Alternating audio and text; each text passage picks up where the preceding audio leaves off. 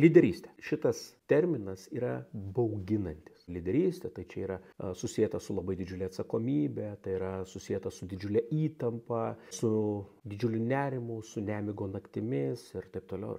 Žiūrėkit, tai nieko bendro su lyderystė neturi. Visi šitie jausmai, viskas, ką aš išvardinau, tai yra susijęti su žmogaus žema savivertė, nepasitikėjimu savimi. Kai žmogus yra lyderis savo gyvenime, lyderis savo veiklose, jis yra visiškai užtikrintas. Jo mąstymas yra toks, kad ir kas bebūtų, aš išspręsiu tas problemas. Tikras lyderis gyvenime vadovaujasi, tokiu žemaitišku posakiu. Pulkit visi, mažiau gausit.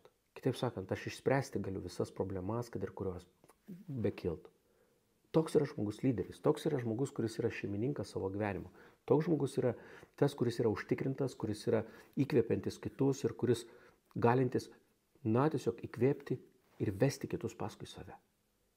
Ir jeigu jūs norite tapti tuo lyderiu, kuris užtikrintas viduje, pasitikinti savimi, kuris turi aiškę viziją, aiškę kryptį gyvenime, atkeliaukite pas mane į kursus Lyderystės menas. Tenai aš jūs išmokysiu, kaip būti lyderiu savo gyvenime. Nesvarbu kur, šeimoje, veikloje, darbuose, versluose, bet kas svarbiausia, kaip būti lyderiu savo viduje. Kaip jaustis tuo stipriu, užtikrintu, galingu žmogumi, kuris visus iššūkius ir problemas gyvenime gali išspręsti. Norite dalyvauti tokiame kurse, labai stipriai sustiprėti kaip asmenybės, net ir sustiprėję, įkvėpti kitus pokyčiams ir būti tuo pavyzdžiu kitiems, autoritetu kitiems, atkeliaukite į kursą. Nuoroda pačioje, pokytis kurso metu.